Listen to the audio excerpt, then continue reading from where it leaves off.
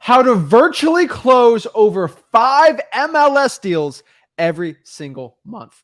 What is up, guys? Zach in here, and in today's video, I'm going to show you exactly how to close over 5 MLS deals every single month in virtual wholesaling real estate.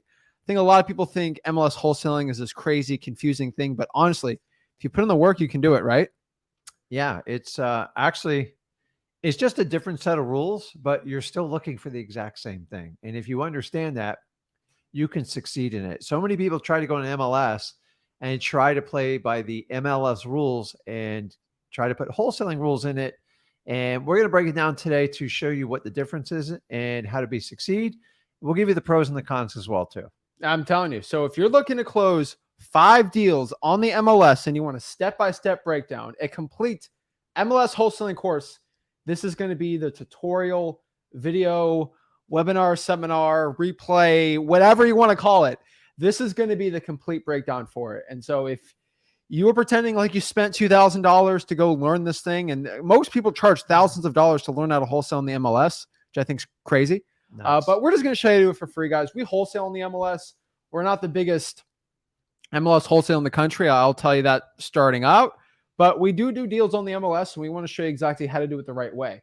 Now, I'll tell you that we're probably top 1% of wholesalers out there in the game.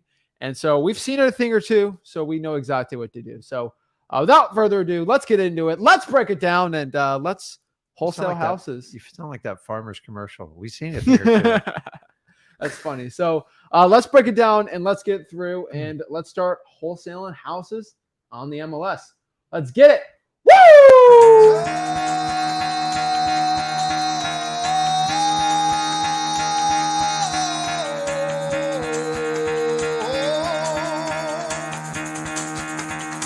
Get the fuck out of bed, bitch. Go.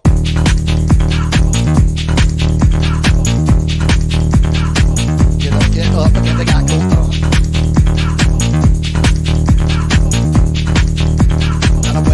Time to wake up, bitch. Get up. Get up. Get up.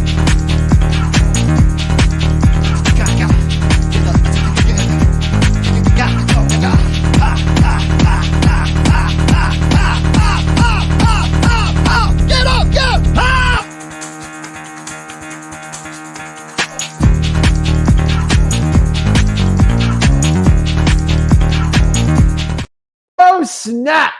Let's go. Let's get it going, and let's learn how to wholesale houses on the MLS. If you're excited, if you're ready to go today, we're here to break it all down for you. So without further ado, let's get it going, and let's really break it all down. It's a lot. It's a lot right now. We're going to give you the complete breakdown of it. And so I'm ready to go, and let's get it going. So let's do it. Without further ado, let's break it down, and let's get into the first part, which is how to find on-market wholesaling real estate deals. Yeah, it pains me to say it. Why does it pain you to say it? Listen, I always prefer off-market. So we're showing you a strategy today that you can get traction and work. But for clarification, I prefer you start with off-market properties. But I do this technique, but it's definitely not my primary source for wholesaling deals. That's my disclosure. No, I agree. So just quick audio check. So yeah, I know you give a lot of complaints to on-market properties a lot, but you do wholesale on the MLS. So I think it is a strategy that we should tell you it is a tool to have. And without MLS wholesaling, there'd be still a lot less deals out there. So I would tell you about 80% of all deals are off-market. And I'm not here to tell you how to do off-market wholesaling. If you're going to do that, go to freewholesaling.com. But guys, there are, in your own market, hundreds of thousands of dollars of wholesaling deals to be done in on-market real estate in your own specific market. You can't deny it. And as somebody, as you know, it's out there, right? And so you just got to know how to do it the right way. Got to learn how to play the game. It is a different type of game, and that's what we're going to talk about today. So it's going to be a little bit different talk than we normally do. And now, when we get into it, just let you know, it seems really easy up front because you have an offer price, you have pictures, you have a property, you have a property's, you have the seller's contact phone number for their agent, and it sounds perfect. And that's why you see so many course sales on that. But we're going to show you from head to toe, both sides of it. And you can make a decision if you want to add this to your, yeah, and I think you guys strategies. should. I really think if this is something you want to give a look at too, I know we talk about it like on other live streams, like just don't do the on-market thing. For most people, I tell them not to do it because it's a grind. It's actually a little different than off-market, because off-market you can kind of do a little less work. A lot of people look at on-market and they think it's easy peasy, but it's a lot different. So we're not here to bash on-market wholesaling. We are here just to tell you how to do it the right way. I think so many wholesalers, they do it, they fail, or they lock up a deal and it's on market. And I always roll my eyes because 99% of the time when you guys lock up a deal that's off market or on the MLS, you guys do not follow what I explicitly say how to wholesale on market. Now, the people that do what we say and lock up a deal on market, they actually do well. The reason why I roll my eyes why a lot of you guys lock up realtor deals is because you don't follow what I say. It's like 90% of the listing price, and it's like, come on. And so we want to give a guide today of showing exactly how I wholesale on the MLS. There's actually 2 strategies I do on it, and it works really well. These are the options people spend a lot of money to learn that we give for free because we actually do this business. So let's break it down. Let's get it going. The first thing you got to understand here is MLS wholesaling and wholesaling houses on the MLS. It is a grind. It is not a shortcut. Let me say it one more time. Wholesaling on the MLS is a grind and not a shortcut. The reason why most people, saying this in the nicest way possible, they want to wholesale on market. You probably click this video because they think it's, okay, I click 4 buttons. I look at the listing online. I give an offer. It's always accepted and there's no problems at all. And it's just really easy peasy. And I get all these deals, right? And I make 40, 50 grand, right? That's what people legit think. Oh, you know, 95% of all real estate transactions are done on market, not off market. You're missing it. There's for every 5 wholesale deals, there's 500 MLS deals. It's not like that. I will tell you that it is a grind, but I will tell you that it is worth it if you're someone who's willing to actually put in the grind.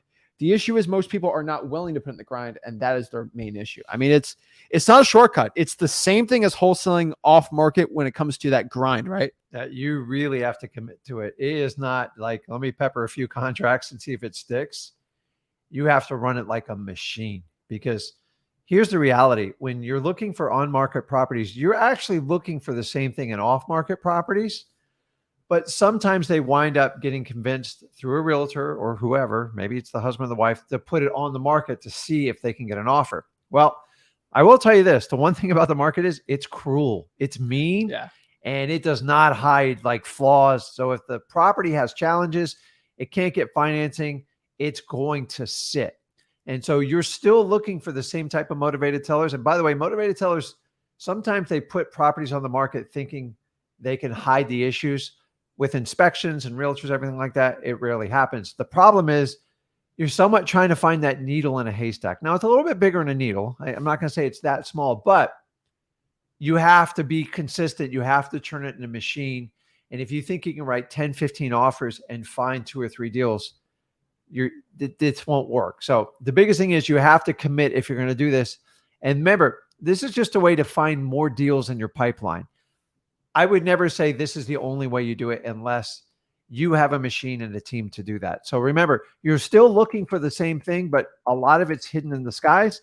And what we want to share with you today are the clues that will lead you to somewhat of a motivated seller on an MLS deal. And it's not what you typically think on off-market properties. And that's what we're here to talk about today. And that's what we're going to share. So let's give you actually how to legit do it. And I'll tell you, I know a lot of wholesalers that actually do a lot of MLS wholesaling deals. They do literally, it's very similar to wholesaling a pre-foreclosure or like a regular door knock. Like it's just a grind, right? Yeah. And the people that do it, they do it very well because they actually do things that the wholesaling influencers don't talk about. So I had the pleasure last night to go watch all these YouTube videos on how to wholesale on the MLS. All of them. You're brave. I watched all of them because that's what people do. And it cringes for me. I don't ever really watch any wholesaling YouTubers outside of us. Really, for the past 2 years, I haven't because it's just garbage info, in my opinion. Now, it's just copy me, copy this, copy that. But this isn't a video for that. Yeah. But I did watch the MLS wholesaling ones. And the issue is with all these wholesaling MLS videos, they all do the same thing.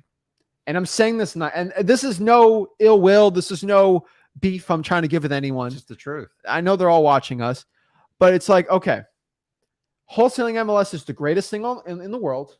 You click 2 buttons. There's so many more deals, and this is the only thing you should be doing. All you do is you go to a deal, you offer a lowball price, and they always accept it, and that's what you do. And then everyone's like, wait, okay, I'm excited about this. Mm-hmm. How do I do it? Like, what contract do I do? What's the script for talking? They're like, whoa. Yeah. Of course, this is the most amazing thing ever, but it's not fair to the people in my program for you to know what to say, how to say it, what states to do, what states not to do, how to give the offer, how much you can't do. So every single MLS wholesaling video I see on the internet is like, it gets you excited. And then when it comes time to actually saying what to do, shh, don't say a word. Or they say it like this: just give the offer to the realtor. Like that's all they say. And the issue is there's always a program at the end of it that will give you the solution. So they create the problem, they create the excitement, and then they sell you the solution at the end. That is the big issue I see. And so many wholesalers do that. And because they don't know what to do, they get stuck in this loop, and they make a lot of wholesalers look bad on the MLS. When you're a true professional at wholesaling real estate and in the real estate business, you're legit. Like, you make your offers the right way. You do not make bad offers. And most importantly, when you sign a contract, you know you can get that deal sold. Most wholesalers don't, because these YouTube videos don't have it. And so that's what we're doing today. Guys, it is a grind. And so this is the opposite of every MLS wholesaling video you've probably watched. From the beginning, we say it's not going to be as easy and simple as it seems. First of all, that's the first thing that it's like, wait, this isn't like a regular MLS wholesaling video. And then the next part here, we're going to show you what to do, like scripts, how much to, all the stuff that literally, when I wrote out this video last night, and I was working with you on it, I said, let me include everything these videos don't include. Let me include everything that every question I had, let me include it. And that's what we're doing today. So, and we always gave it the way that we do wholesaling. So the first thing is, the most important question is like, how do I give these offers on the MLS? It's scary. It sounds scary, right? And I'm going to tell you one thing that is the most contradicting thing that you'll ever hear. So a lot of people out here, and this isn't actually bad. There's softwares out here that show you how to wholesale on the MLS. They'll comp it. They'll show you what deals are opportunities and things like that. And I'll tell you, I thought that was actually a great idea for a software. I looked into it. I'm like, honestly, if I'm just going to wholesale on the MLS exclusively, it's probably a decent software. Yeah. But the issue is that software is fundamentally wrong on one key important thing. And this is the key important thing that a lot of wholesalers don't understand. That the listing price means nothing. When I tell you that the listing price means nothing, so a lot of wholesales on the MLS, and guys, we are taking our sweet time in this video. So sit back and get a notepad, because when I say I'm going to show you step-by-step how to wholesale on market, I'm showing you everything. I'm not leaving a stone unturned on this video, because I was so upset watching all those videos last night that I'm going to show you everything that they didn't show. First thing is, you know this. A lot of these wholesalers now, they'll go for the listing price, and then they'll try to figure out what it's actually worth. And then from there, they're going to see if it's a good opportunity. I'm going to tell you straight up, like any wholesaling deal, we go in appointments where the seller wants 120 and we sign the contract for 50. It doesn't seem like an opportunity. What do you mean? It doesn't seem like an opportunity, like just straight up looking at it from a 100-yard view, but the seller's super motivated. So they're willing to take that discount. They could say whatever price they want, but when it actually comes down to a legit offer, they take a way deeper discount. And that's how MLS wholesaling works. The listing price is stupid. Yeah. Most realtors overlist it. And sometimes it's not even the realtor. Sometimes it's the seller who, remember, the seller hires a realtor and they're ultimately in control. But what we're getting to is a lot of you guys base your offer on the list price. You actually have to disregard it. Why? Because you have no idea. And honestly, it really comes down to people's motivation and the situation of the property, which is what you're truly hunting for in this. But sometimes they're like, well, they had it on the market for 220 and I offered 180 and they said they'd take 185. I think I got a great deal. Well, I always say, what's the property really worth? I don't know, but I got the discount. You're in big trouble if you operate from that. You have to do your own analysis on what the property is worth. You cannot trust what the realtor, what the homeowners, sometimes the homeowner, sometimes the realtors, and sometimes you guys make the same mistake on the FSBOs too. Once again, it's the same thing. I find sometimes FSBOs, they're even above what they do on MLS. So relying on that list price is a recipe for disaster. And listen, if they underbid it and they get a lot of bids on the property, that's one thing. But I'm telling you, do not rely on that number that's put on, because a lot of times we all know what realtors do. If it's worth 100, they put it on 129.9, and then they let you negotiate, and then you overpay $5,000 or $10,000 on the property. And so don't fall for it. We had one deal that we didn't wholesale this one. This is a good example because this happened last month. That this was a deal we've been working on for 10 months. Huge. This is a massive Airbnb, and it was, I think, originally listed for probably around 700. Okay. And we gave an offer, and of course it was denied. Of course, because it was a good property, right? Really, it's a really good Airbnb for us. We got to put a bunch of money into it, but like it'd be insane cash flow for us. Like we're talking like 20, 25% like net after everything. And then that's on appreciation. And you remember this deal, you came up to me with it because you've been eyeing on the MLS. It's like, they're just saying no. But guess what we did? We just kept waiting. And it was a very unique property. Not many people can buy stuff like that all cash.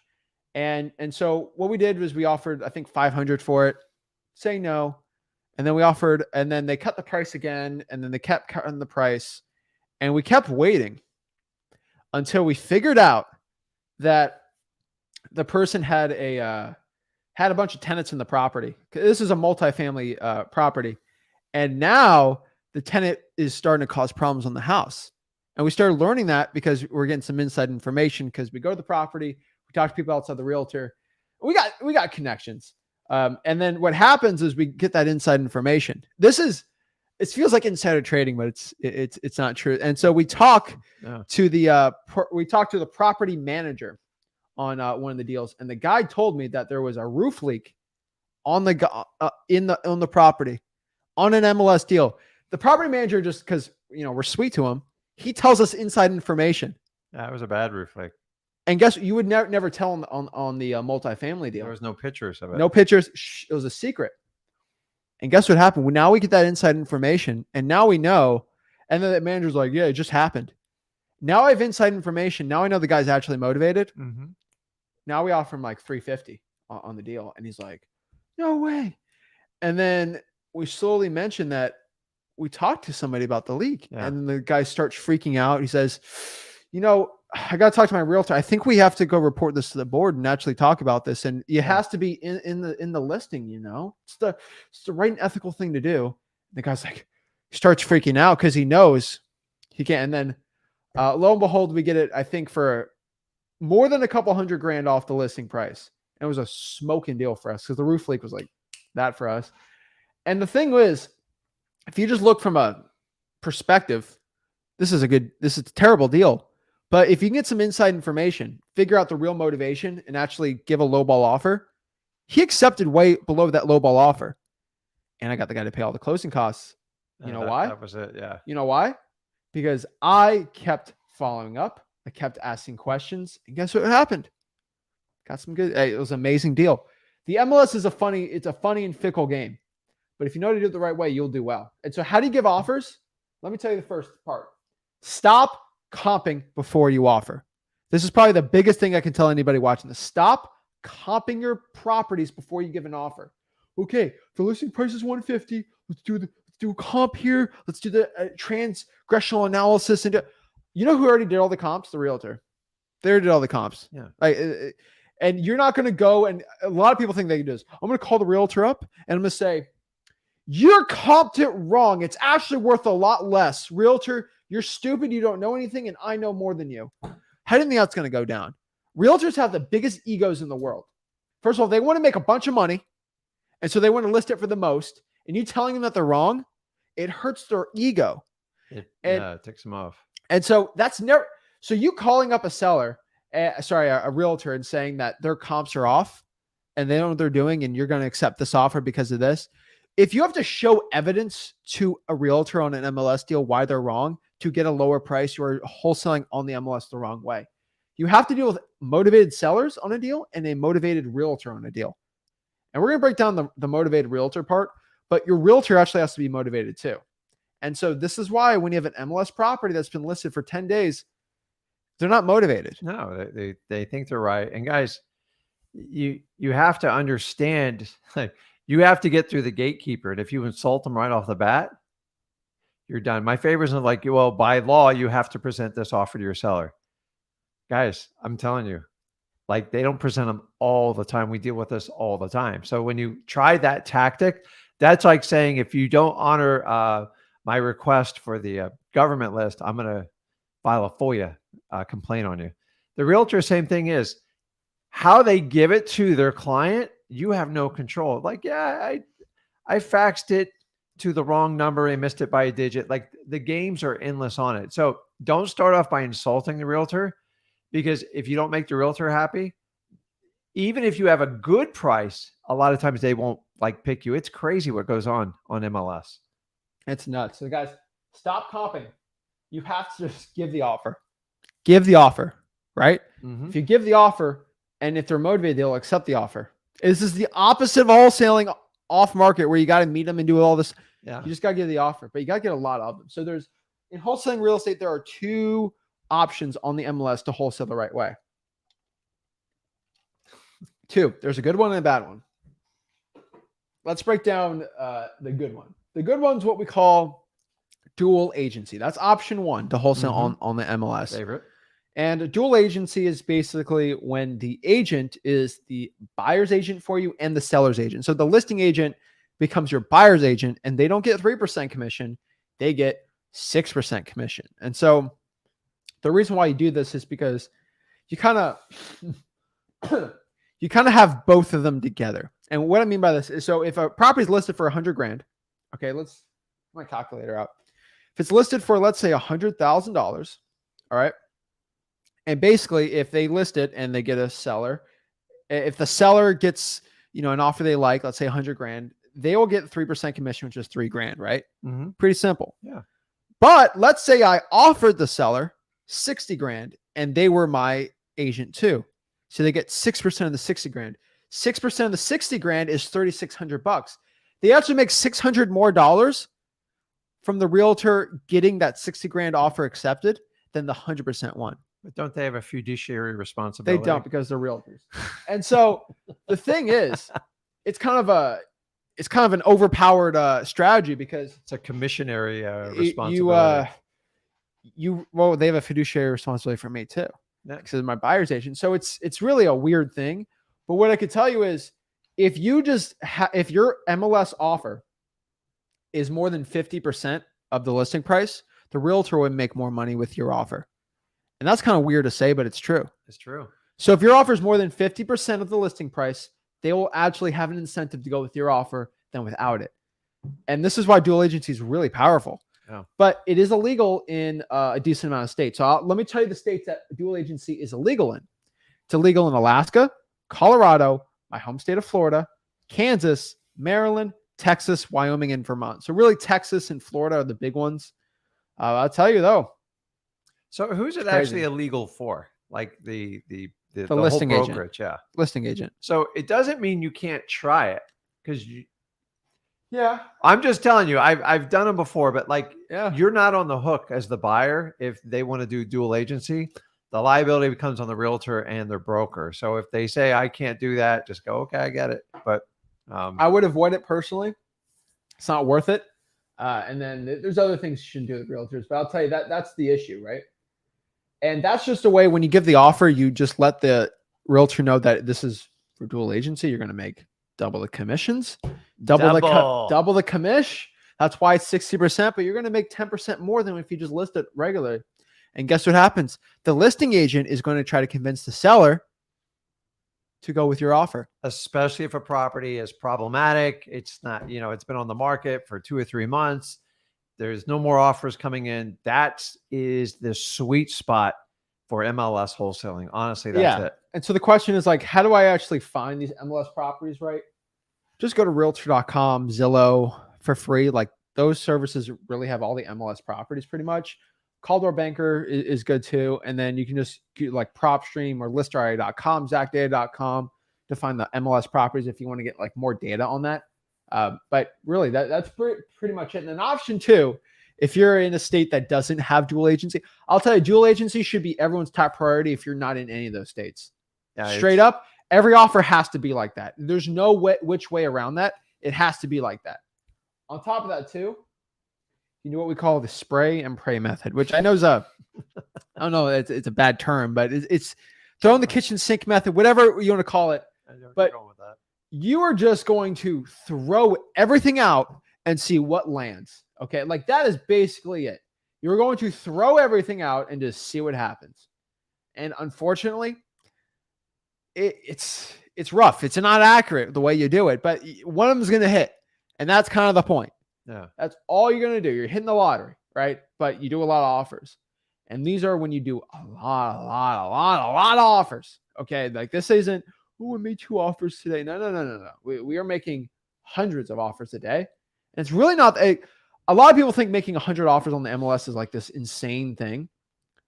It's really not. If you follow the strategy we have, you can pretty much auto email them. Because you're not going in the deep comping and like you kind of automate it. So remember when I talked about doing the machine? This is the machine method. You have to, like most realtors, when you make a bid on an on-market property, people spend hours putting these things together. Guys, you're auto spitting it out. You can have a VA do it. You're hunting for signs of a motivated property, motivated realtor, motivated seller. And this is how you do it. This is part of the hunting method. Yeah, you can have a VA, create the offers for you if you give them the property. Full disclosure, realtors, a lot of them hate this. They hate it. And that's what a lot of you guys are like, wait a minute. It's not, it takes a lot of consistency and a lot of quantity. Yeah. Sound familiar? That's what we do in off-market properties too, though. And so a big one too is like, what if the agent asks for a wholesaler, right? Like, guys, it's none of the agent's business if you're wholesaling or not. And really, it's maybe I'm going to buy it for cash, and maybe down the line I might want to wholesale it. A couple days after the inspection. It's none of their business. I just let them know. You just let them know you're a cash buyer, because if you do that up front, they're going to judge a book by its cover, and you won't even get through the front door. Literally look at it like this. Zach, what color is your underwear? If a realtor asks me that, I'm like, it's none of your business. It's none of my business. It's none of your business what color my underwear is today. Like, I wouldn't say it like that. I'd say, but that's what they do. I'm a cash buyer. I'm a cash buyer. What does the color of my underwear have to do with me buying your property right now? Like, they're trying to find evil people. They're trying to find it. They go, I know what's going on. It's so funny.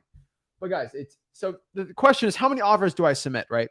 So I say, do an offer a day, keeps the guru away. I've always said that, and I love saying that, because if you give a legit offer to an off-market seller every single day, you're going to do very well. Now, one off-market property with a legit motivated sale, like in an in-person appointment, is so much different than doing these MLS offers. Because remember, these off-market offers are warm leads. They're warm offers. Like they're hot leads, but these are cold offers, right? Like they're cold. Ice cold. Ice cold. And so, like your coffee. Oh my gosh. So how many offers to submit? I'll tell you the truth. You ain't going to like it. I would submit at least 100 offers a day via email. You're not cold calling them. You're just email them. You cold email them. That's what a lot of these courses talk about. And honestly, as somebody that does a lot of flips and lists properties on the MLS, I know who these people are. And here's the thing. They've been doing them for years. Like before I started wholesaling, there's about 4 or 5 wholesalers in Port St. Lucie that do this and they teach courses on it. They've been doing it for longer than I've been wholesaling. Pretty much since you started, they have been doing this thing where it's just a numbers game. But like, I know them when they come in, like, okay, I don't agree with some of the strategies that people do, because like making an offer on the first day a property goes on the market for like 50 cents on the dollar is a terrible strategy. Like you're going to have to do 5,000 offers a day. And I don't think there's that many properties in most markets to be able to sustain that. Oh, I'll tell you that. And so I think a lot of wholesalers right now, it kind of scares them a lot, but I'm telling you, it's not that bad. I tell you, 100 100 ain't bad. You know how to do it through the email. Send the emails. But the one thing you are going to get a lot of callbacks, and most of them are going to be angry. Yeah. Very, how dare you? Hey, you're not motivated. No big deal, right? Yeah, and you treat it the same way on off-market deals. Like, you don't take it personal. Water off a duck's back, just like move on. But like realtors get, if you think regular sellers are like sensitive, you're going to go to a whole new level with realtors. I'm going to report you for what? Making an offer? Yeah, that's what like they do all day long. So honestly, the colder you are in the beginning, because remember, you're just hunting. Like, you're spraying contracts out there, and you just find someone that wants to work with you. You know, it's a lot. I think, I don't know in Florida, but for most states, if you present an offer, you have to present that offer to the seller. Yeah, but I have realtors say, I'm not even going to present this offer. they do it all the time. Yeah. And I would love, every single time I heard that, I'm going to start reporting people for doing that. And so a lot of people have issues when they go and try to like give a legit lowball offer, and the realtor won't give it to the seller. And the seller will take it, but the realtor wants to control everything. So you need a motivated realtor on top of that. So the motivated realtor is what we call the second part. So these are not cold offers. These are not like, they just listed it today, I'm going to offer right now. These offers have to be, they have to be simmering. Like I'm going to get you hungry, but like a nice thing of ribs that have been dry aging overnight, marinating. Like these deals have to marinate. It's like ribs. Yeah. And right. Have you ever ribs that marinated for like a couple days versus ones that were slow cooked for a day versus ones that were just popped in the microwave? These deals, they have to be simmering. It's like those bourbons that have been sitting in a barrel for 8 years. They have to age. They have to mature. Yeah. So the strategy where like people teach this stuff out there, making offers to property that just went on the market the first day for like significant discounts, in my opinion, is literally a waste of your time. Unless it's a massive like rehab type of property, you're wasting your time. Think about it. What did I tell you in the beginning of this video? When people put properties on the market, just like when we put our wholesale deals on the market through our cash buyers, people are brutal. Like they don't care if they hurt your feelings. They just say, look, hey, this is what it is. So when it sits, in my opinion, after a property sits on the market 2 months, after about 30 to 45 days, most realtor goes, there's something wrong with that property. I'm not even going to waste my time. Or they think the seller or a combination of the seller and the realtor are completely unreasonable. Let's move on to people that want to work with us. So all the activity dies down. All of a sudden, they're not getting offers. Guess what the realtor's thinking? What? Crap, I better get an offer or I'm going to lose this listing. And then that's where some of the motivation happens. Now, we're going to walk through the rest of this presentation because there's a lot of chips that still have to line up in your favor. But do not make offers on properties right fresh on the market. Is typically a waste of time, in my opinion. Once they simmer and they like the market's brutal with them and they get some negative comments, and then the realtor's like, man, I better find a buyer or I'm going to lose this listing. That's where your timing can be incredibly important. And that's what I'm telling you. If you had to do properties fresh on the market in 30 days, you would have to, I don't know, you'd have to 5 times your offers. And honestly, you're going to lose credibility because it doesn't make sense to make an offer for a deep discount on the first day on the market. They took it to market wide to try to get top dollar. And that's what you have to understand. So stop making offers to properties that just went on the market because there is zero motivation unless you have some sort of inside track or you have inside information, which not really about MLS in the beginning. These leads have to simmer. And so if you give offers like that, there's plenty. And the reason why I say 75 is because most listing agreements are for 90 and 120 days, right? Well, it just depends on what your state is. It depends on the states. Like a lot of realtors try to get everyone signed a 6-month or a 12-month contract. Why? If I'm a realtor, that's what I want people to sign 6 months because is it insane. obligates them. But honestly, the reality is after 90 days, most realtors are getting fired if there's really no offers on the property. And so 75 days, they're like, oh, shoot. Guess what? Realtors only care about one thing. I've always said it. They always care about money. Always. Oh, they only care about money. They care about people. I mean, it's most of it is money. Is their number one thing. There's some good realtors out there. There's some, but I'm talking for most realtors, money's their motivator for a lot of things. And so if I give them an offer that makes the seller happy, they don't care. They want the money. It's all about the money with them. And not all of them, but for a good majority, yes. And so when they know that they might get fired in 15 days, I'm going to take that 60 grand offer because that's 100% of the 60 grand commission versus 0% of the big listing price. Yeah. And now money's important. They're going to take my lowball offer because it's at least something versus nothing because they know they're going to get fired. Yeah, and it gives you a little bit more leverage because once they start playing ball with you and they know they want to move it, it just comes down to the price that's going to work for both parties, just like we do on an off-market property. But in the beginning, you got to get out the gate. You got to do the cold offers. You got to have a high volume. You got to have consistency. And then you got to get ones that are somewhat aged on it. So there's always the debate between 60 or 90 days. It's, you can set the parameter. 75 is typically a sweet spot because it gets old going back to, there's nothing worse than a realtor when their seller calls us, hey, we got any offers? What's the activity? It's like, well, we had some clicks on the internet. I think any day we're going to get an offer. And then boom, Zach sends an offer, go, I got an offer. And you guys, have you ever met, I've had realtors who just make, I got an offer. I'm like, when they say that, it's not good. Yeah. Because usually when it's a great offer, hey, I got a full price offer. I got this done in a week for you. Hey, Rick, I got an offer. I'm like, can we meet? That means you're probably going to hang up the phone if I tell you what it is. So let me come in there and work it. Now, this is the art of a realtor. Their job is to try to get the deal done so they get paid. Very rarely when they list a property for full price, I don't know what the percentage of listings they get actual hit full price, but the reality is they put the price on that makes the seller happy. And then they have a coming to Jesus meeting with them. And then, so they put it on 100, they get 80 or 85. They're like, hey, look, we all win. And you guys see this over and over again. And honestly, that's the sales part of a realtor because their job is to try to close the gap to get the deal done. Remember, they want to get the seller to list the property and then they want to get the best offer. And sometimes when they get no offers because the property's challenged or the property itself is motivated, their job is to try to bridge the gap. The last thing a realtor wants to do is list a property and not sell it in the end.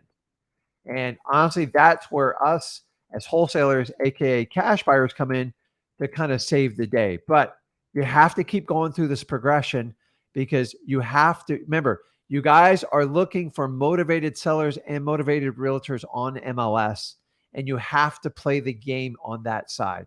We play a completely different game on the off market. And to me, it's much easier to deal directly with the person that owns the property. So remember, the realtor, whatever you do is they got to go back to the seller because they will never, ever, I repeat, ever let you talk to the seller. I don't know. Because they're scared you're going to get cut out or you're going to screw it up. So even though you probably do a better job, don't yell at me if you're a realtor on it. But when these types of properties hit the MLS, you have to get the commitment of your realtor. And this is how you play the game. Exactly. And then how much do I offer? Guys, those cold offers have to be at minimum, minimum, not max, not MA.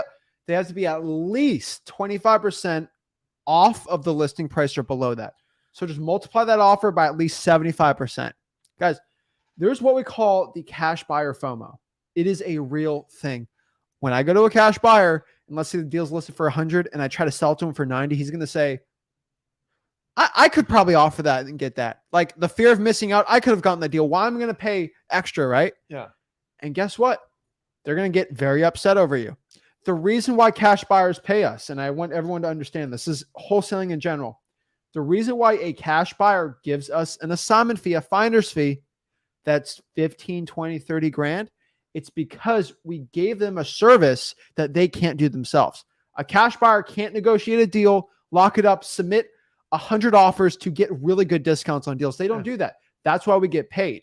Now, if we try to get 2 or 3 grand off the listing price and try to give it to them, and it's a grand off the listing price. It's like, why would I pay for that? Right. They do it themselves. It's like, I always see this. It's the people that charge all this money for things at restaurants.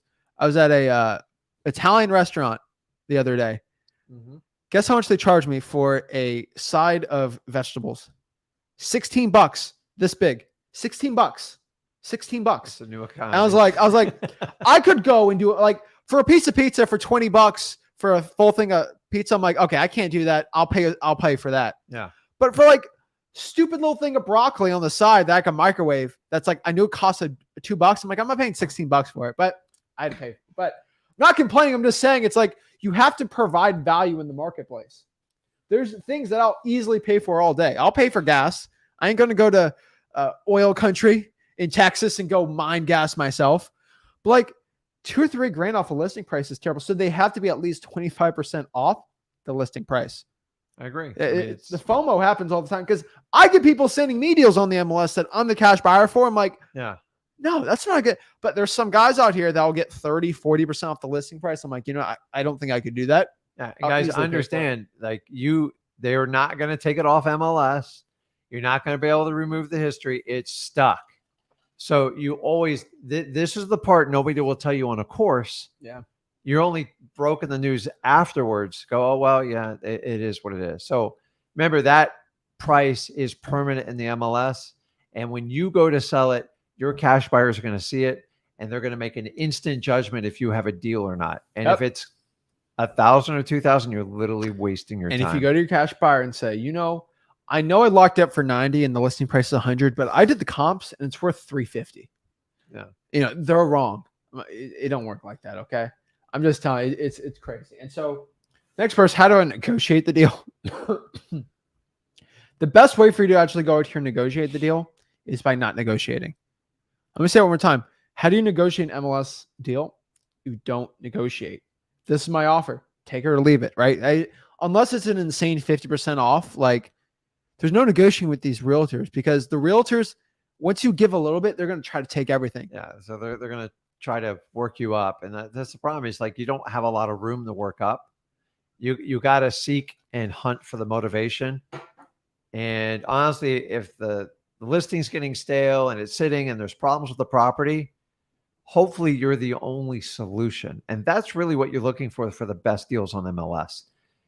If you think you can go out and get 80, 90% acceptance rates on MLS, like, which is what a lot of people promote, it's dreamland. Go for the no. It's the twilight zone. So we're doing the go for no. It's a much softer approach because I got to get through realtors' delicate feelings because they get very, very sensitive with their listings. And like, so we teach you the art of detachment. You really got to subscribe to it on this because it is purely a numbers game and a consistency piece.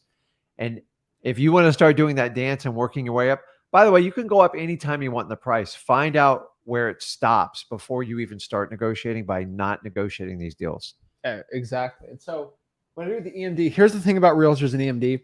They're going to want 1-2%. And there's no which way off of that. I'm telling you the truth. It's like set in stone, man. And they want it. And so the best thing to do is just submit the EMD after the inspection period and have the cash buyers funds on there.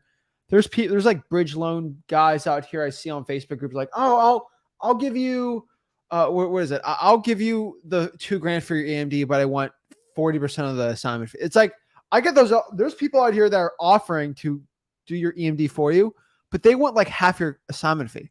It's like loan shark money. It's pretty rough. It's loan shark money. Guys, like, listen, you can be listen, if you want to play this game, remember I said there's a different set of rules and you have to know what the rules are going into it. So many people providing courses for this, they don't tell you about some of the rules on this because it sounds easy and sexy and you got to understand going into this. You're not going to get around to it. So the strategy is you can provide the EMD after the inspection, but it's a very short dance and you got to figure out how to play the game correctly. Yeah. And, just submit the EMD. And here's the thing too. This is a very important part, but you have to control the contract and you have to control the title company. If you do not control those things, you are not in control of the deal. And it's like driving a car. You have to control, whoever has the wheel controls it. Wherever the car goes, it's depending on where the wheel goes, right? And so the truth is, if you're not using your contract and if you're not using your title company, you're screwed. Wholesaling real estate works with the right title company. I'll tell you that over 90% of title companies will not work for wholesaling real estate. Is it because wholesaling is legal? No, they do not like working with it and they're not used to it. They're just not comfortable with it. They're not comfortable with it. Transaction. And so it's not their typical transaction. So they think it's weird or illegal because it's not in the mold of society that they're used to for real estate. Mm-hmm. And so they think it's unacceptable, right? Yeah. If you're not in the confines of this thing, you are terrible, right? And you just got to find you got to use a good wholesaling friendly title company and you have to control the deal. And this is why you have to have a motivated realtor and a motivated seller. A motivated realtor they'll give that as a concession, right? Mm-hmm. They'll concede the contract. They'll concede the title company because they just are going to get this thing done. When you have an unmotivated seller and an unmotivated unmotivated realtor, they're going to be, oh, we have to use my title company because I get a 10% kickback. Like, no. Well, a lot of realtors like, well, my friend runs that title company and we have to use. I'm like, you guys, I'm just telling you, you're going to have a nightmare if you use their title company. So you have to maintain control. And this is the game on MLS. You have to go through these progressions, because if you give up that control to overcome an objection or to get the deal signed, you're going to have a nightmare at the end. You're not going to be able to sign it. They're going to discourage it. And they're going to go so above and beyond disclosures. Even if they agree to do it, it'll probably scare your cash buyer away and kill the deal. So I'm just telling you, do not break from this, because it's going to be real problematic for you. Yeah, exactly. So how do you close the deal? It's pretty simple. You use your contract, you use your title company, you use your realtor, and use that realtor, and hopefully they're your realtor too on this, and you work it right. How do I close it? You get the contract signed, and then you address the realtor. Say, hey, up front, that my partner is going to need to see the property, and that's going to be our official inspection. My partner has to go by and see it. They'll give you all the talk. No. They have to go see it. We have to see if this is something legit or not for us to do. Hey, my partner, he's old school. I know I went by the hotbed. He's old school. He has to go see it. Yeah. He's got his belt buckle. He's got his BlackBerry phone. He's an old school guy. He's got to go see it. He says he has to touch it, feel it, smell it, taste it. He's crazy old school. And because it's irrational sometimes for a bunch of walkthroughs. But if you see the guy's old school, people are like, he's just old. You can't argue with it, right? Yeah. So keep in mind, most realtors are used to a traditional inspector coming in. They all try to refer the inspectors. By the way, they get big kickbacks on this all the time. All that. And then the other one that's funny that comes in, a lot of times they get like the father that comes in. So like, if your daughter's buying a house, it's the worst one. And it's the worst one. He's screwing you. Like, it's kind of funny. So they get a little freaked out when they don't see the traditional people coming. And honestly, once you have the contract, you just follow the terms of the contract, and that's how it goes. They're just in charge of the seller. So you got to play by the MLS rules is what I'm telling you. Yeah. You play by the rules, but you got to do it the right way. So that's how you do it, guys. The keys to success here, and I will say it one last time. This is very important, but it's offers, offers, offers. Let me say it one more time. The key to success here is offers. You have to make a large volume of offers. For MLS wholesaling is the same thing as off market to one point. Your offers is your marketing, and your offers are your offers. Mm-hmm. And so your marketing, so in off market, we do marketing and then we do offers, right? MLS, we just do offers, but our offers are marketing too. So how do I get a lot of good wholesaling deals off market? I do a lot of marketing, right? Yep. How do I do a lot of deals on the MLS? I do a stupid amount of offers. So offers is your marketing on MLS, and that is the key to success, right? There's no which way around. It's a grind. You got to do it. I'm telling you, guys, this isn't complicated. It's definitely not a course, because every realtor is so different. If I had to give you a script to say exactly what to the realtor, it would be endless. You're seeking the same type of seller just through MLS. And because there's a bigger volume of listings through the MLS, you have to play the numbers game. You are not going to be able to handpick them. You're going to have to run through it. It's kind of like mass cold calling when you guys get on and do your multi-dialer. It's the same effect. And it's just, listen, it's easier up front. It's brutal on the back end. And I've already told you off mark, it's brutal up front, but it's super easy on the back end. You just have to pick which one you want to do.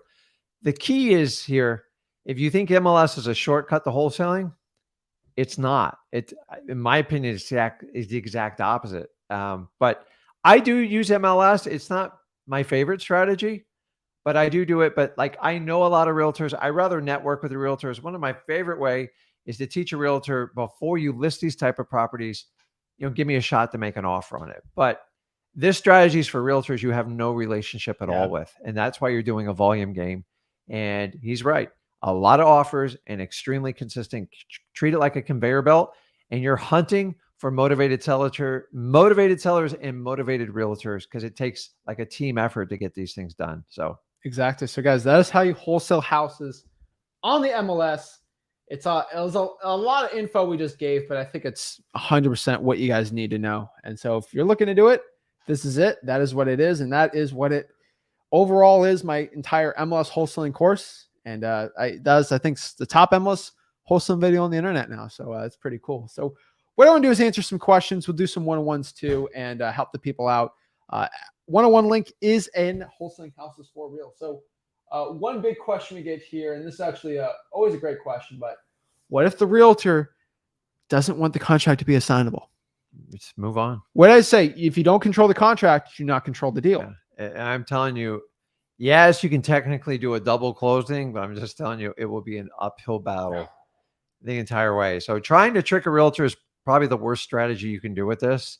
And honestly, I got to tell you, like in Florida, they teach the realtors in the local realtor schools, whatever they call it.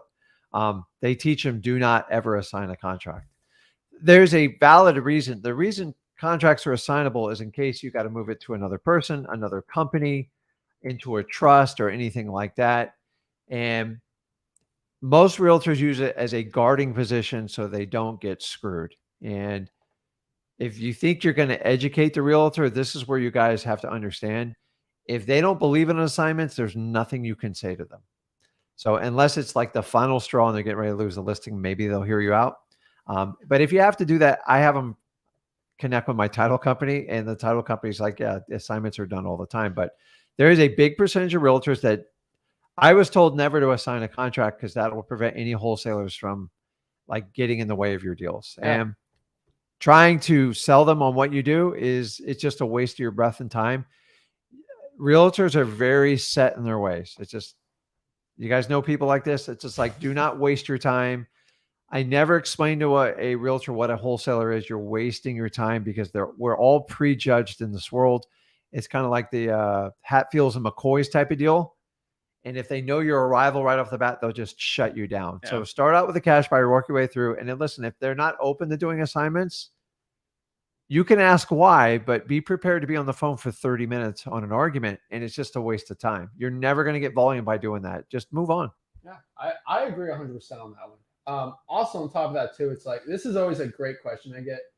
It's like, what happens if the buyer pulls out last minute and you're past the inspection period?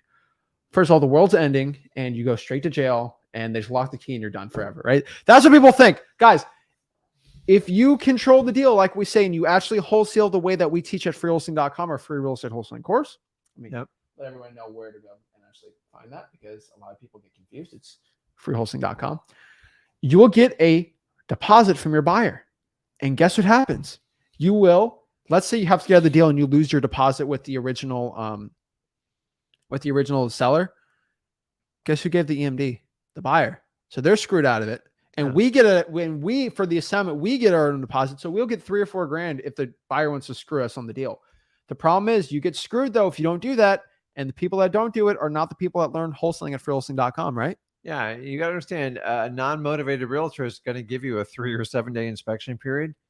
You have to ask for much longer ones, or you don't have enough time to accomplish a assignment through a wholesale deal on MLS. And if you think you can do it in 3 or 7 days, unless you have an incredible cash buyers list and you've been doing this for a long time, I don't even want to do that. And I've been doing this 20 years plus. So I'm telling you, you have to control the deal, and you have to have a motivated seller and realtor at the same time, because 3 to 7 days, guys, even 14 days is risky in my opinion, unless you already have a preset buyer ready, locked, and ready to go. Exactly. And so yours said, I've been trying MLS for creative deals for a month and no bites. It's always, they won't be interested. They don't want to bother shooting my offer. Okay. So here's the thing. This is there's been a new wave of people trying to do creative offers on the MLS. It's like MLS wholesaling, except if MLS wholesaling was a swim meet, let's call wholesaling on MLS a swim meet. You swim up and down one lap. Now's the race, right? Wholesaling doing creative finance on the MLS is like doing that, except it's Alcatraz at night and it's freezing waters and shark infested. Like, it's just a different game, right? Yeah. They're swimming up and down the swimming pool and then they're swimming across Alcatraz. Creative finance is that, you know why? You have the gatekeeper. So if you've ever played telephone as a kid, which I did, you did, where you whisper in the next ear and then you whisper, and then when it goes to the 40th person, it's a completely different story. And so when I go and explain a creative finance offer, let's say a subject to a seller, there's a good chance they take it because that's actually a really decent, you know, you're making sense, right? Like, but guess what happens if I explain it to the realtor? And already the realtor's in a bad mindset, like, well, they don't understand it. If they don't understand it, it's got to be illegal, or there's something sketchy or scammy about it. And I'm never going to subject my seller to this. And that's the problem you have with it. Listen, I'm not against creative financing. I love it, but it's so many people like, oh, you just go out and give the offer the realtor wants for it. I'm like, listen, the hardest part is getting past the realtor because none of them are trained. Very few are trained on creative financing. So you got to find the right opportunity with the property that's having challenges. And sometimes the seller has to raise her hand. I was like, listen, take the next offer that comes. I don't care what you do. I got to get it done. But that's where creative financing works. Now that is challenging because I've still seen realtors that know that's the best way to do it, knowing that it's the only solution and they still guard the gate. And that's the real challenge with realtors and creative financing. But it's two things though. So for example, if I go out here and explain the plot of Ant-Man 3 to you, you never saw Ant-Man. You don't know who Ant-Man is probably. If I explain the plot to you, okay? Ant-Man, okay? Show my I talk about Kang the Conqueror. I talk about all these things, right? Yeah. I talk about all of it. I didn't spoil anything. But if I explain that to you and then you have to go explain it to my grandpa, do you think the translation would have happened? Right? No, because you didn't understand it. Hey, Dad, you want to see a movie about an ant? That's what I would say. And so if I explain the subject to you, first of all, you're in a bad mindset because you don't like it. Yeah. It's not in your realm, your mold of real estate. First of all, you're upset. You don't want to hear about it.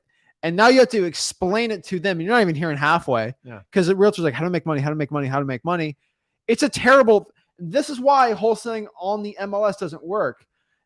Sorry, not wholesaling. Sorry, not real estate creative finance doesn't work on the MLS because you have to play this telephone thing. And until you're direct to seller, it's tough. And let me give you one of the strategies.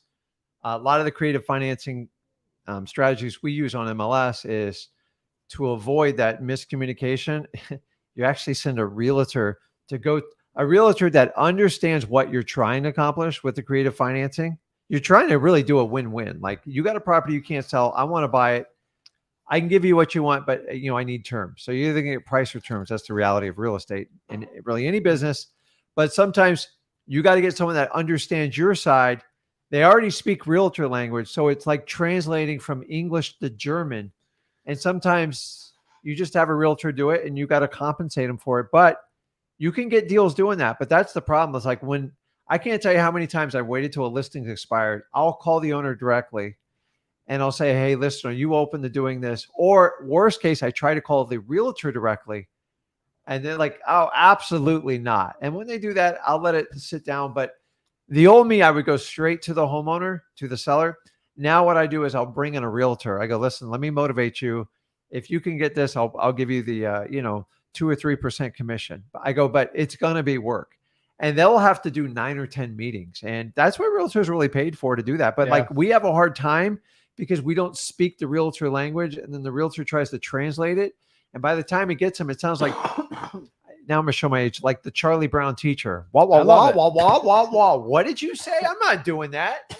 And that's the challenge you got to understand. So creative financing, I love it. But man, like, trying to speak to a realtor about it and they don't understand it, or like, I don't understand, are they getting their money or not? That's what they say to me a lot. I'm like, well, because a lot of times we start out and go, listen, what if we could get you the price you're asking for? Are you open to sitting down and talking to us? Oh yeah. And they usually say yes. And then the first time you hit them, they're like, what? And remember, everybody interprets things differently. And so, like, if you're married, you understand this. Like, a guy will say something and a woman takes it differently. That's why text, guys, I hate doing any type of business text. Like, I could care less if you put something in all caps in a text. I don't even understand that. I don't look at it. But some people are like, why are you yelling at me? I'm like, oh, the cap lock stuck. My cap lock's on. I wasn't yelling at you. Yeah. And a simple error like that can be so misconstrued and you can lose deals over it. So trying to speak the same language, it's worth a shot. I do it a lot now because I just like realtor is just a different world than what wholesalers do. And we're constantly Hatfield McCoys. And sometimes you got to just reapproach the problem and try to find a different way. Because if you keep not solving it the way you're doing it, you just got to change it up. I'll tell you this though. There's a lot of really good realtors that actually do understand creative financing. And those are very rare, but those are a lot of hustlers out here that actually want to learn more about real estate. Yeah. They're a rare breed.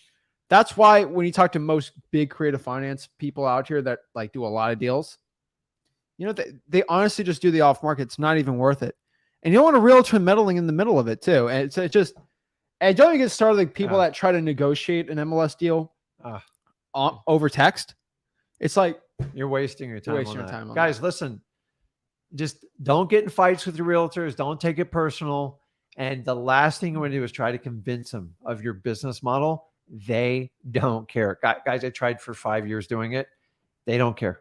Realtors are very, very set in their ways. They're not all like that, but for the most part, you give me 10 realtors, 8 of them will say, this is it. I'm not doing it any other way. Exactly. So let's do some one-on-ones too. Let's talk to the people out here. And if you want to hop on, just go to Wholesaling Houses for Real. Just go to the, where are we at? Just go to the featured right here. Got the StreamYard link. Hop on, talk to us one-on-one on StreamYard, and we'll help you out. So first off, we got Xavier. Yo. What up, bro, what's up? I got like 3 or 4. I tried talking to you Sunday. You hopped off right at the end, dude. I got 4 walkthroughs on that property. And so already? Oh yeah. Well, they didn't walk through the house. They walked around it, and they're looking at it. It's that deals a lot more in the hood than I thought, bro. But yeah, that's what I was going to talk to you about. I'm thinking like maybe it's just the area I'm in, and I was watching your video. Dude, it was the hood. I talked to. So what I did last week was I sat down for 45 minutes and I clicked the record button at my place, and I just called.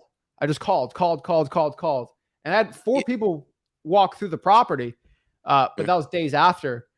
But the people that said no were all saying, dude, I don't even care. They told me this. They said, I don't care how much I'm not buying in this area. And I was like, geez, man. But I found 4 realtors, a lot of young realtor kids. And so they're still walking through it, and they have to keep, it's annoying. But no one's pulling the trigger like fast on it. It's a slow deal, dude. That's why I'm talking to him right now. It's like he trying to rush to close, but it's like, maybe it's just the area because he got it for so cheap, and then, dude, I'm just saying it's going to take a little longer to close this deal just because of how much in the hood it is, and it's that messed up. But yeah, we got 4 walkthroughs with it, and then until someone says yes, I'm not going to JV with you. I'm not going to go waste your time. I'm still waiting on these people. They just take forever because it's a terrible deal. I'm just being honest with you. Like, we'll make 4 or 5 grand on it, and so. These are the deals that takes me all this time, and I make barely any money on it, but I do it just to help people out. A mission, man. Oh, that was the start of my wholesale career. You heard me, Zach? That's what I was going to ask you. Should I just move on, or keep it? I got the 4 people. If all 4 say no, then I'm probably just going to move on. It's not a good area. But I still want to keep it going because I did invest a couple hours in this deal, and I do want to make something out of it. But the 4 people, they walk through it, and they're like, oh, I don't know, I gotta get back. And it's just like this little thing. So it was an insane motivation to buy it, but they're still thinking about it. And so what I'm going to do is I gotta get back to them. I'll probably make another video on it, and they're going to get back to me on a price, and whatever price they say, we're just going to try to renegotiate again, unfortunately, and just see if the guy's a yes or no. I hate to say it, but yeah, he's got. I mean, if he wants to sell it, he's gonna have to adjust. Because they'll say, "I'll buy it for 20 or 25 or 22," and then we'd be like, "All right, let's lock it up for 20, and then just see what we can do." They have to come back with me at a price. So, unfortunately, that game sucks. It's just such a bad area. We're working on it. It ain't the first one I've done. It's really because I'm virtual, and then like Dayton, Ohio, I seen that was a top market, so I was like, "Oh, it's a FISBO." That's why it's very difficult for me to do. But I'm doing it. Yeah. So I ended up getting prop stream. This is my last question. I ended up getting prop stream, and I was watching a video on basically pulling the good code violations. And I was watching you. You said like the either absentee order owners, tire landlords. So I'm in Michigan, and I know you guys JV in Grand Rapids, but do you guys have a lot of deals flow through Michigan? Like, I'll tell you this. I know if you have a deal in Grand Rapids, I'll JV with you. Mhm. I'm connected with some pretty good people there, and I'll just give them the deal. We can work on it together. Yeah. all right, cool. Well, that's Love that's Michigan. I already told the dude, if you're in Grand Rapids, I've told you this more than once, and you're not listening to me, and it's upsetting me. I've helped a lot of people in Grand Rapids make 6 figures from nothing. true. Okay. Like more than 10, dude, in Grand Rapids.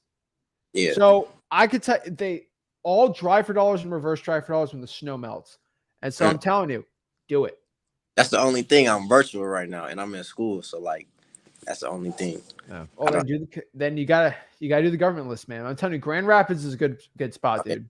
I got the government list, so I'll be good. And then last question: will you guys be JVing with on market deals like MLS or probably not? They gotta be good, dude.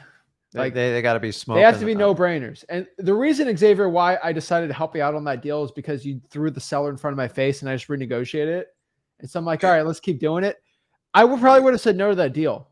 Yeah, you did say no. I was like, Actually, I said no, and I said, well, let me try to see if they can do this price. Maybe I can do something. And then the guy said yes to it. But it's a mess, man. I love my non-FISBO deals, but yeah. I think Grand Rapids is a great place, though, man. All right, cool. Thank y'all, though. Have a All right, good day. Okay, bud. Good luck. Keep it up. We got here, Alec. Hey Zach, how you doing? I'm blessed. What's up?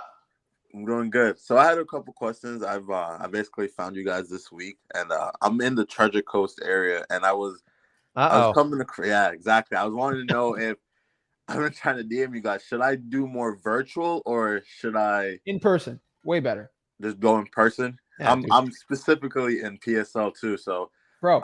If you just made, Can you see me right now, Alec? yeah, I can see you. I'm just saying this nicely. We make millions of dollars in the Treasure Coast wholesaling. Okay. Oh, If you just make 5% of that, just 5% of what we do, you'll make over 6 figures easily. There's so many homeowners here. So, dude, just do 5% of what we do, which are like the crumbs that we can't even get to. You'll do well. Alec, I'll tell you this. I want to get you paid. If you drive for dollars in Port St. Lucie, and if you avoid traditions, where else to avoid? I think outside just Soro and traditions, and if you can find a deal, hop back on here. I'll split the deal with you. Okay. The JV. Okay. And I'm gonna spot myself, dude. Yeah. And I see you guys are very big on probate, so I was sticking more to like probate, and I was going to get that government list. That's still good. So I would say driving for dollars is gonna be the best. Best driving for dollars.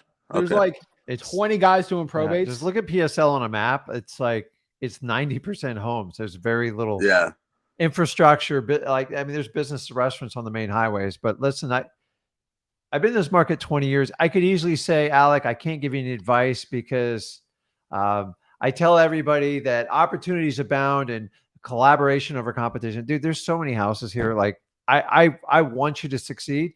And I'm somewhat selfish because you can have a little bit more direct contact with us because like you're local, but drive for dollars. I'll tell you, driving for dollars. You know why? Because all the lists are being pulled by everyone in our market. Everyone's pulling the government list. Everyone's pulling the prop stream list. You got all the virtual wholesalers coming in. There's another guy I know that makes like $800K a year, and he's virtual too. Like he does well here too. Like there's every paid list possible is being used, and so the one that's not being used as much is not every square mile of PSL is being driven for dollars right now.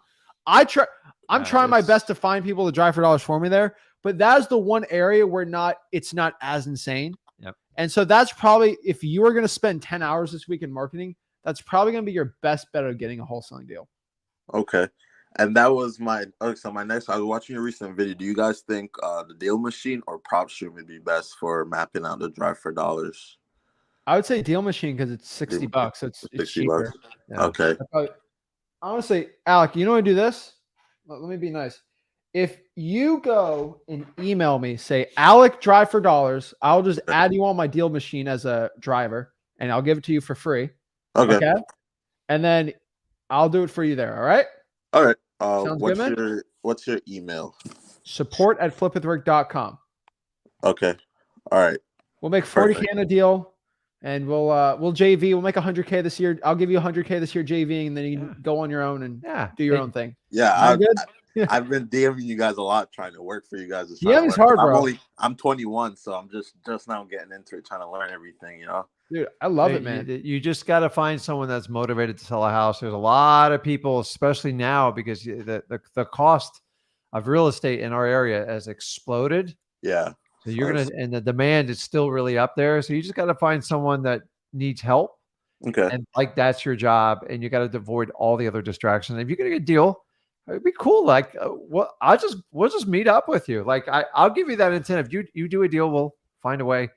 We would love to find a way to meet with everybody, wouldn't we? But yeah, so just DM, I'll be doing that. support@flipwithrick.com. Now everybody's going to move the PSL. Do it. Support@flipwithrick.com. I'll just add you on my deal machine as a driver. You get it for free, and then you find a bunch of deals. You call them, and you find a good seller. I'll help you out. All right. Okay. Perfect. Thank you, man. Dude, I make a lot of money JVing with people in PSL. It's fun, man. So on my off time too, because I work remotely too, I'll do like DoorDash and Uber Eats, and I'll drive around while I'm doing it. I'll keep an eye out just to see. Just hunt, man. Hunt. Yeah. Okay. That's all it. Right. I'll send you over an email right now. So thanks for speaking with me, man. All right. We'll see Keep it up. Have a good day, guys. See you. Thanks. I'm telling you, how do you get a hold of us? You can DM me all day. I got too many followers. I got too many DMs being sent out every single day. If you hop on the one-on-ones, it's the best place to hit me up, because it's kind of like you got my full attention, right? Yeah. Everything else you don't have to show me how to get to my DMs. It's crazy. I got this little thing popped up. It says like 7,000. I'm like scared to even open it. It's crazy. Yeah. All right. Next here we got Aaron. Zach, Rick, what's going on, man? How y'all doing? What's up, man? Grinding, man. Staying busy. I appreciate you guys. First, I wanted to shout you guys out. I appreciate you guys being due diligent and giving out free information every single day. Just wanted to get it out in the air, but yeah, I just wanted to update you guys. We actually did close on that probate deal that actually fell apart. It was like a very, very tricky deal. There was like a lot of things that went wrong, but we stuck it out, and like literally the last day, the buyers, they didn't even have the funds. Like they showed up with a checking, like an account, and so they didn't have the correct thing that the title company told them to wire. Yeah, but they told them the wrong information. But they actually left the closing and went up to the bank, and everything got completed. So it was completed and everything like that. Awesome. So, yes, sir. It was a very, very tricky. There was a lot of hoops that I had to go through to get it done, but I didn't give up, and I just pushed through and did whatever it took to get it done. Yeah, that's the reality of most wholesale deals. And you know what? For the most part, I've dealt with a lot of MLS deals, like I've sold and stuff. You still got to jump through hoops. So you have to just persevere, and you got to be extremely persistent. And as wholesalers, you constantly have to solve problems. Like, what were some of the problems that came up? Yeah, so one of the problems was the county actually took the property before the county was going to take the property because the lien wasn't paid off, because there was actually a lien on the property plus a probate, and there was actually 2 heirs that they were MIA that nobody could get in contact with, and so we had to go a loop around that and hire a sheriff to go door knock that. Yeah, and there was just like a lot of things that prolonged it, and my buyer was like a first-time buyer, and I already had her locked in and everything like that. And so she was like real iffy because it was her first property she's ever bought. And so I was kind of like iffy about them performing, but they were my only buyers that I already had locked in. So did you have a deposit on them? Yes, sir, I did. I had them give the title company $2,500. Yeah. They gave it in person. But remember, so like stuff does come up, but once you get that non-refundable deposit, the liability kind of falls on them, and they pay attention a lot more. Once you get below 2,500, it's usually a disaster. Like I've seen people walk away from 500,000 all the time. They're like, "Well, it's cheaper than me trying to like move forward with this deal." And I'm just telling you, always like stay in control. And then the other key thing is, do not wait till your final your final expiration of your closing date on your contract. So every one of the assignments that we do, we have them close 7 to 10 days before. So if they fall apart, you could decide to give them another day or two to make it work. And by the way, I usually make them pay for those days, especially if it's their fault. But worst case scenario, you can renegotiate, you can do anything. I see so many of you guys aligning your assignment contract with the expiration of the contract, and you don't have any leverage once you do that. Yeah. So they're like, well, they get that expiration date on their contract? No, if you put it in the assignment contract, usually you want a 7 to 10 day buffer. So if the worst case scenario happens, you still have options, because if your contract expires on the 30th and so does and you give them the 30th and they don't come through, you don't get paid a dime. And that's what you got to protect yourself against. So I'm glad it all worked out for you. Oh yeah. Thank you. And I also, the other one worked out as well. I remember I contacted you on that double mobile home. That one was very, very tricky. It was in a very rural area and there was only one buyer. And that's the challenge. Yeah, I actually got the fee up front instead of going at the closing because the buyer was iffy on that one. So I actually negotiated for him to actually give me an upfront fee, and I just exit that one because I didn't want to spend too much time on it because it was a very, very tricky one. But I just wanted to I had a question. I'm actually right now looking at the probate file, and I somehow got it. They actually was nice to me for the first time, and I just wanted to I don't know how to skip trace this because I just have the case numbers and the file dates, and the property appraiser for my area is it's asking for the parcel ID and the address beforehand. Is there any way to go around that? Yeah, I mean the only way really around that is get to it. So do you have the case number? Yes, sir. Well, look up the case number and see who the PR is, or do you see who the decedent is? Does it give you that info? Can you pull it up? I have the case number, the case file dates, and I have the case style. You look it up online. What do you mean? What did I look up online? The case ID or the case number on the clerk of the court, and then it should pop up more information on it. Yeah, not every state gives you access to it. Sometimes they just make it to the lawyers. Okay. Well, you can always request it. Yeah, or sometimes you can have a title company help you out with it. But it's you just got to dig into that file and try to get the the particulars on it so you can research and get in contact with the PR, the executor. Yeah, there's a lot of ways around it. Is the property associated with that at all either? So yes, there's no addresses associated. There's just the case number, file date, and the case type. You're gonna have to ask, how do I get the information? You got to ask the clerk of the court, how do I get the information on this, like the info, the PRs, the decedent, all that stuff. And nicely, just they have the key. They know exactly how to get this stuff. You just got to ask them nicely, and it's really hard for guys to do that. Honestly, it's going to save you days, if not weeks, if you just go, hey, listen, how can I get access to who the PR is on these cases? And just ask them nicely. Hey, can I go online? Can I access it? Did I just put in the case number? And usually if they walk you through one and they're in a good mood, that's where you want to go. If that fails, try to do research online. And if that fails, go work with your title company. But just keep doing what you're doing with your others. You just got to keep pushing to get a result, because if you just give up, you're going to walk away. Just keep moving forward. One door closes, keep trying another one, and just keep going until you get through it. Perfect. Well, I appreciate that. That's all that I have. I really do appreciate you guys, all the effort that you do. It's honestly it's unreal. It's unheard of. It's unreal. Unreal. Yes, so I really do appreciate you guys. I really do. Appreciate you, Aaron. Awesome, Aaron. Great job, man. Thank you. All right, y'all. All right, bye-bye. So, awesome. All right, next we got Nick. Hey guys, can you hear me? Loud and clear. What's up, Nick? How's it going? I talked to you guys I think it was last year, but I only ended up doing it for a month, and I went back to detailing cars. But I'm here now. I moved from Kansas to Tampa, so right now I'm in Tampa. I'm going to school. I got 30 days left before I go back to Kansas, so I kind of wanted to get your guys' take on what I should do while I'm here for the next 30 days. Olathe, Johnson County area. Interesting. I was born in Kansas. Oh, really? Where at? Topeka. Oh, okay. Yeah. I only lived there a short time. I'm 30 minutes away. I'm 30 minutes away from Kansas City at home. So Okay, Beautiful. cool. Yeah. Where'd you go to school? Where are you going to school in Tampa? University of Tampa. UT. Okay. So, yep. Cool, man. All right. What's Yeah. your question? So is it worth it to try and wholesale here from like, I have like 28 days left here, and then I move back home to Kansas, or should I do like a virtual thing? I'm trying to decide if I should do in person or virtual. In person in Kansas. Yes. Way better. Hands Okay. down. Your Okay. main issue, So- though, is going to be non-disclosure in Kansas, but I Yeah. think you can get around that. That's going to Okay. be your only issue. Everything else can be pretty easy. Yeah. Okay. And then what do you think I should do for these next 30 days I'm here in Tampa, though? Should I drive for dollars, or should I? Whole government list in Kansas. Yeah. Start Okay. going That's how to much where I you're hate going. Tampa for Yeah. in person. Okay. Really? Okay. Oh, yeah. That's Listen, good to I know. lived in Tampa. I went to school in Tampa, not UT, but it's. Yeah.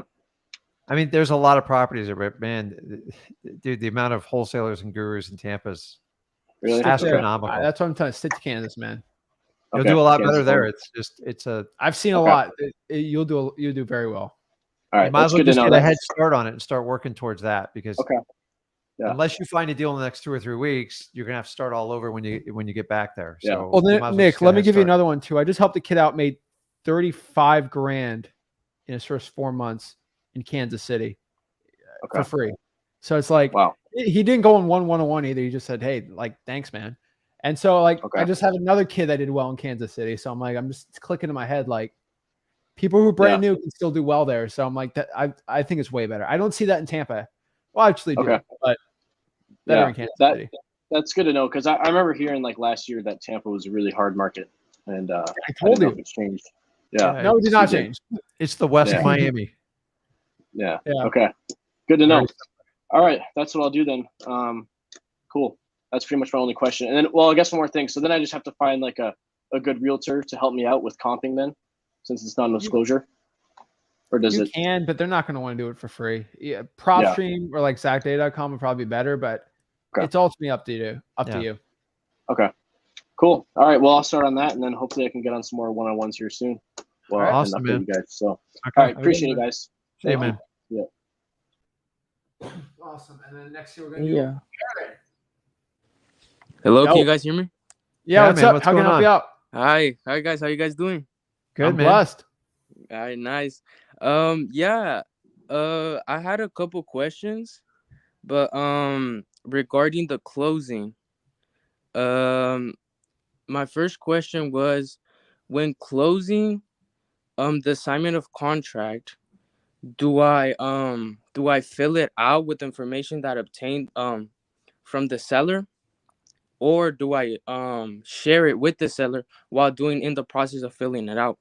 So, Aaron, Yeah. you need to go to freeholding.com, and there's a whole section about contracts where Mhm. Rick fills it out, and then we explain what to do. You got to Okay. go through that first, man. Okay.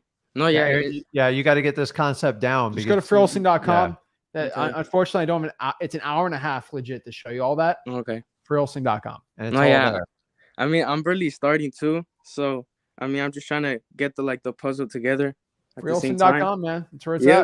at. All right then. Thank All you there, very man. much. All right, Okay, man. Hop back Okay. on when you're done through it, though. Yes, I will. Thank you. Awesome. Is it Philip or Felipe? You can say it both ways. I go by Phil though to make it easy across the board. Phil. Love it. What's up? How can I help you out? Awesome. Well, first I want to say thank you for allowing me on here. I've been watching you guys for about a month or two, really just trying to get a grasp of what's going on here. I've been driving for dollars. I'm in the New Jersey market here, Central Jersey to be exact, if you guys know. I just kind of want to course some action here because I'm motivated to get a deal by June. It's almost like I kind of need to. So, what's the best course of action for me? I have PropStream. I've been driving for dollars. Yeah, so just what's the best course of action? How many drawing for dollars leads have you done the past 7 days? Past 7 days, I would say I added 85 in general. The last 2 weeks, I have about 102. I went harder this week than last week. Okay. So I think roughly 100 a week is going to land you some consistent deals. Have you been calling, skip tracing these leads? What's been the what have you been doing? So for me, I've been skip tracing on PropStream using True People Search, finding out their info. But I'll be honest. Like I say, I made 0 calls because I only made like a few calls, like a soft approach, kind of test the waters, test how I am on the phone, and yeah. I mean, I had a few people answer, but nowhere to the part where I got to like making an offer. It was more just, hey, is this the owner of 123 Main Street? Yes. Hey, quick question: are you interested in selling your property? No. And then that's kind of where I've been at. So you said the last 2 weeks you did 102 drawing for dollars leads, right? Leads and like contacted maybe like, I would say I contacted anywhere between 10 and 15 to answers. Like I said, I barely did anything more just. Well, how many calls did you make of those 102 leads? Yes, like I said, about 10 to 15. You only called 15 of them? Yeah, and like this was between the last 2 days. All right. So is it a time thing? Like I'm not judging. Like, is it a time thing why you can't call them? Well, right now I'm literally at work. Yeah, that's why I'm asking. It's probably a time thing. Like, no judgment. Like, dude, I get it. Like, it's you work 8, 9 hours, you drive. It's like it's tiring, man. So what you probably need to do is reverse drive for dollars. It'll just save you a bunch of time, dude. It'll save you so much time. So you don't have to call. You don't have to pay for skip tracing. You just for $1 for 500 sticky notes, you just slap the thing on there. It'll save you a bunch of time. You'll get in front of more sellers. And you don't have to cold call. Okay. All right. So that's the best course of action. Best course of action, man. You got it, man. All right. Yeah. Awesome. All right. Well, and then one more question. It's kind of like a two-parter. I've been trying to ask this question in the group and hasn't been accepted. It's just a simple question of how to call cash buyers without a deal. Like I've been through the wholesaling course. I have an idea of how to contact cash buyers when you have something in place. But kind of what's the general framework? I know it's different for everyone. So in freelisting.com, we kind of explain it, but it's really simple, dude. Like it's stupid simple, kind of like I deal with sellers, right? Mm-hmm. Hey, I'm a wholesale in the area, and I was seeing if you're looking to buy a couple more properties for cash. Oh, all right. That's it. Yeah. When you complicate it, it's like, you try to get a crate. No. Hey, are you looking to buy more houses? Because I have deals. I want to get under contract. I have no. Do you have any deals? No, I have no deals under contract. It might seem like a bad thing, but it's like, but I want to get some deals. So what area should I go find a deal so I can bring it to you right now? Okay. Oh, this area. Yeah. Okay. And then just see what types of properties are buying, their price points. And that's where, it's in your head. Yeah, it's where you can just gather intel. But remember, your cash buyers are your customers at the end of the day. And if you don't know what they want, you got to find out the hard way by going to get the product and not getting it for the right price. And then just go this ridiculous circle. And you talk to enough cash buyers, you'll figure it out quickly. But like cash buyers should be your easiest conversation of them all, because when people call me and go, "Hey Rick, I get you some more properties," I'm like, "Yeah, like what do you need?" And then I'm always like, "Listen, well, call me when you get a deal. I don't want to like spend 20 minutes with you, but I'm wide open." Yeah, and it's not a hard conversation to have. They're easy. Oh yeah. Okay. Awesome. And then just a quick question, because I know you guys do everything like as far as you're in every market. How's the New Jersey market? I know I was watching a previous video. I know you mentioned Monmouth County, and there was something of North Jersey as well. But just like Essex County, like Essex County. There you go. It's easy to sell the deals. It's harder to find the deals, and so that's how Jersey works. Like I could probably in Central Jersey. What's your county's population? Where are you at right now? So Mercer County. Mercer County. Yeah. Get out of here. All right. So I know Mercer County, easy to get. It's easy to sell the deal. It's hard to go find a good deal. And so that's why reverse drawing for dollars probably be your best bet. All right. Awesome. I really appreciate you guys taking the time to help me out. All right. I believe in you. Get it going, man. Thank you. See you, Phil. All right. See, he's ready to go. He's marketing. He has the right mindset. We just had to move his course a little better. It's kind of like in golfing. Like the guy swings great. We just have to move where his hand's at on the thing, and he'll be right there, right? I need a lot of help in golfing. Here's the thing: like if he just adds reverse drawing for dollars, he doesn't have to cold call, and he spends more time driving. It would be more deals. The reason why I'm telling him this is because everybody in Mercer County, they're going on PropStream. They're all pulling the same list. They're all doing the same thing, but they're all not reverse drawing for dollars. And that's where you guys got to go. So guys, if you learned a little bit about wholesaling today on the MLS, you learned a little more about maybe the best way to draft for dollars and all these great things. You got motivated from Aaron here from a probate deal. Yeah, it's amazing. If any of this stuff gave you some value, guys, do me a favor. Make sure you smash that like button, subscribe. Make sure you go to freewholesaling.com or free real estate wholesaling course. And we want to teach you guys wholesale and real estate absolutely for free. So I'm excited. I'm ready to go. And everyone's like, what website? What website? Below here, free wholesaling. Right there. Stinking.com. So I appreciate it, guys. Next live stream will be on my YouTube channel, the Zach and YouTube channel, on Sunday at 10 o'clock Eastern, and on Monday on the Rick and YouTube channel. So let's get it, guys. Go to freewholesaling.com and we'll see you guys soon. This is Zach signing out. Rick signing out.